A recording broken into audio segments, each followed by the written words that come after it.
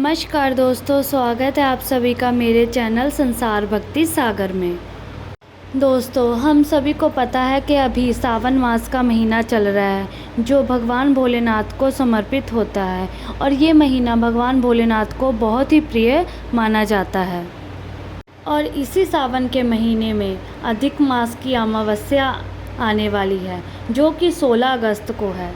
ये 19 साल बाद आ रही है और 16 अगस्त को अधिक मास का जो महीना है उसका आखिरी दिन होने वाला है।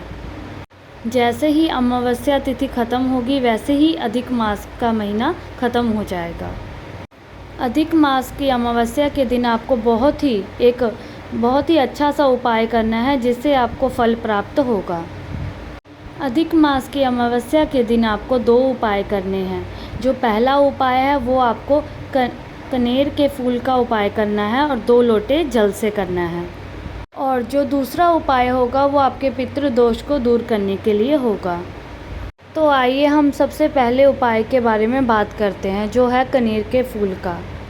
कहते हैं कि अधिक मास की अमावस्या इतनी खास क्यों होती है, क्योंकि अगर आपके घर में कोई आता है तो वो जाते समय कुछ न कुछ आपको ज़रूर दे के जाता है, या आपके घर में जो बच्चे होते हैं उनको ज़रूर दे के जाता है।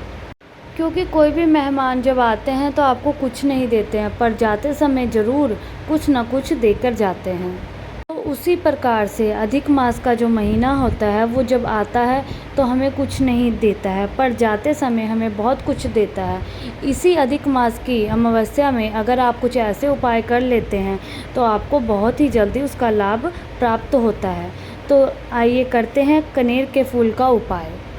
और जब अधिक मास उस टाइम बहुत ही ख़ास होता है जब उस समय अमावस्या तिथि पड़ती है। अगर आप अधिक मास में अगर कोई उपाय नहीं कर पाए हैं, अगर आप चाहते हैं कि जाते समय आप अमावस्या के दिन कोई उपाय करें तो ये कनेर का फूल का उपाय ज़रूर कीजिए। आपको क्या करना है, कनेर का फूल लेना है जो कि पीले रंग का होता है। आप वो फूल 1, 5, 10 या 7 भी ले सकते हैं। और कनेर के फूल के साथ आपको लेना है 2 लोटे में जल। वो लोटा तांबे का भी हो सकता है या आप कोई और धातु का भी ले सकते हैं। आपको क्या करना है, आपने 2 लोटा जल लेना है। वो लोटा बड़ा है या छोटा है उससे कोई मतलब नहीं है, या एक स्टील का है या एक तांबे का है उससे भी नहीं। आप किसी भी प्रकार का 2 लोटा जल ले सकते हैं। और उसके बाद आपको एक थाली लेनी है और वो दोनों लोटों को उस थाली में रख देना है। और जो लोटे में जल होना चाहिए वो आपके घर का ही होना चाहिए। और उस थाली में एक साइड से आप एक कनेर का फूल भी रख दें। और उसके बाद आपको ये थाली लेकर के महादेव के मंदिर में जाना है। थाली लेकर आपको मंदिर में जाना है और मंदिर में आपको कलश लेके जाना है जिसमें आपने जल रखा हुआ है। उसके बाद आपने क्या करना है, अपने दोनों हाथों में, एक हाथ में 1 लोटे का जल, दूसरे हाथ में दूसरे लोटे का जल ले लेना है। और जो थाली है वो आपको नीचे रख देनी है। पहले आपको कनेर का फूल ना लोटे में डालना है ना ही आपको शिवलिंग पर चढ़ाना है। सबसे पहले आपने जो लोटे का जल लिया हुआ है वो आपको शिवलिंग पर चढ़ाना है। और जो कनेर का फूल है वो आपको अभी नहीं चढ़ाना है, उसको आपको थाली में ही रहने देना है। श्री शिवाय नमस्तुते का जाप करते हुए दोनों लोटा जल आपको शिवलिंग पर चढ़ाना है। और ध्यान रखिए कि जल चढ़ाते वक्त आपका जो मुख है वो उत्तर दिशा की तरफ होना चाहिए। और शिवलिंग पर जल चढ़ाते समय आपको बिल्कुल ही पतली धारा से धीरे धीरे से शिवलिंग पर जल चढ़ाना है। उसके बाद आपको कनेर का फूल लेना है, या हो सके तो आप 1 फूल ले लीजिए, या आपकी मर्ज़ी है आप ज़्यादा फूल भी ले सकते हैं। उसके बाद 1 कनेर का फूल आपको भगवान शिव जी के शिवलिंग पर अर्पित करना है। अगर आपके पास ज़्यादा कनेर का फूल है तो भी आप अर्पित कर सकते हैं। अगर अमावस्या के दिन, अधिक मास की अमावस्या के आखिरी दिन अगर आप ये उपाय करते हैं तो आपका भाग्य चमक जाएगा।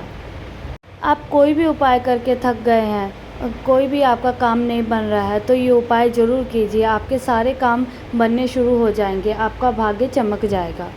आप ज़रूर ध्यान रखें कि ये उपाय आपको ज़रूर करना है अमावस्या के दिन, और ये उपाय करने से आपका भाग्य चमक जाएगा, और ये उपाय आपने ज़रूर करना है। अगर आप 10 कनेर के फूल लेके आए हैं तो महादेव के शिवलिंग पर इस तरीके से सजाएं कि उनका श्रृंगार हो जाए, मतलब उन बहुत अच्छा लगे देखने में। एक एक करके आप शिवलिंग पर चढ़ाएं। आप चाहे तो माला बना करके भी शिवलिंग के ऊपर चढ़ा सकते हैं। ये हो गया पहला उपाय। अब हम बात करेंगे दूसरे उपाय की। दूसरा उपाय करने से आपके पितृ दोष दूर हो जाएंगे। ये उपाय आपको क्या करना है कि महादेव के मंदिर के चौखट पर आपको ये उपाय करना है। ये उपाय करने से पहले आपको सारी चीज़ों का ज्ञान होना चाहिए। तो ये उपाय में सबसे पहले जो चीज़ चाहिए वो चाहिए 7 बेलपत्र। 7 बेलपत्र होने चाहिए और बेलपत्र खंडित नहीं होने चाहिए। अगर आपको बेलपत्र कहीं से नहीं मिल रहे हैं तो भगवान शिव जी के मंदिर में जा कर के आपको शुद्ध जल में बेलपत्र डाल करके ले आने हैं। उसके बाद आपको लेना है पीला चंदन। पीला चंदन किसी भी तरीके का आप ले सकते हैं। उसके बाद आपको लेना है काली मिर्च। ध्यान रखें कि काली मिर्च साबुत नहीं होनी चाहिए, पिसी हुई काली मिर्च आपको लेनी है। वो आप थोड़ी या ज़्यादा अपने हिसाब से ले सकते हैं। अब आपको लेना है 7 पेड़ की पत्तियाँ। 7 अलग अलग पेड़ की पत्तियाँ लेनी है आपको। ध्यान रखें कि बुधवार की अमावस्या है तो आप पीपल के पेड़ को तो छू ही नहीं सकते हैं, क्योंकि बुधवार का दिन है। तो आपको क्या करना है कि पीपल के पेड़ के नीचे जो पत्तियां होती हैं उन्हें आप बीन करके ले आ सकते हैं। उन्हें उठा करके शुद्ध जल में डाल करके उसके बाद ले आ सकते हैं। और ना ही आप तुलसी के पत्ते ले सकते हैं, क्योंकि तुलसी के पत्ते शिवलिंग पर नहीं चढ़ाए जाते हैं। इसलिए आप नीम के पत्ते ले सकते हैं, समी के पत्ते ले सकते हैं, या फिर आप नींबू के पत्ते ले सकते हैं। आप तुलसी जी के पत्ते छोड़ करके आप कोई भी पेड़ के 7 पत्ते ले सकते हैं। उसके बाद आपको लेना है तांबे के पात्र में जल, और इस जल को आपको अपने पूरे घर में लेकर के घूम जाना है। अगर घर का कोई बीमार व्यक्ति है तो उससे भी आपको इसको स्पर्श करवाना है। और उसके बाद वो 1 लोटे जल को आप भगवान शिव जी के मंदिर में ले जाना है। ध्यान रखिए ये उपाय आपको कब करना है। पत्ते तो आप सूर्यास्त से पहले तोड़ लेंगे, पर ये जो उपाय है वो आपको सूर्यास्त के बाद करना है। अमावस्या में रात्रि का महत्व होता है, जैसे कि शिवरात्रि में रात्रि का महत्व होता है, ऐसे ही अमावस्या में रात्रि का ही महत्व होता है। इसीलिए अमावस्या की रात्रि में ही ये उपाय आपको करना है।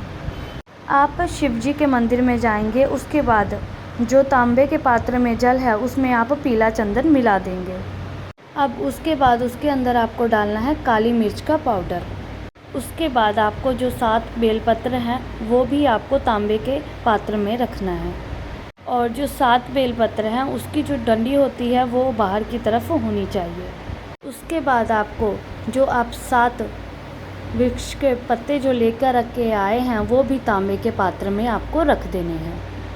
उसके बाद आपको शिवलिंग पर ये जल अर्पित करना है, और जल चढ़ाते वक्त आपको ये कामना करना है कि आपके पितृ दोष दूर हो जाएं। और जल चढ़ाने के बाद आपको थोड़ा सा जल बचा करके भी रखना है। जल चढ़ाने के बाद जो आपके पास लोटे में जो पत्ती रह जाएगी या बेलपत्र रह जाएगा उसको आप निकाल करके भगवान शिवलिंग पर चढ़ा दें। और जैसे कि आपको हमने बताया था कि तांबे के पात्र में थोड़ा सा जल बचा करके आप रखें, मतलब थोड़ा सा 10-15 बूंदे आप बचा करके रख सकते हैं। और भगवान शिव जी से आपको प्रार्थना करना है कि आपके पितृ दोष दूर हो जाए। ये उपाय आप बीमारी के लिए भी कर सकते हैं। आपके घर में कोई व्यक्ति बीमार है तो उसके लिए भी आप ये उपाय कर सकते हैं। और जो थोड़ा सा जल बच्चा है उसको आपको क्या करना है कि आप भगवान शिव जी के मंदिर से बाहर निकलेंगे तो चौखट से आपको मंदिर के बाहर आ जाना है। उसके बाद मंदिर की तरफ मुँह करके चौखट पर आपको वो जो थोड़ा सा जल है वो आपको चौखट पर अर्पित कर देना है। इससे आपके पितृ दोष दूर हो जाएंगे, आपके पितृ प्रसन्न हो जाएंगे। ये उपाय आप ज़रूर कीजिएगा, आपको बहुत लाभ प्राप्त होगा। आपकी जो भी समस्याएं हैं वो ख़त्म हो जाएंगी और आपका भाग्य चमक जाएगा, चमक जाएगा, चमक जाएगा। चमक जाएगा, चमक जाएगा।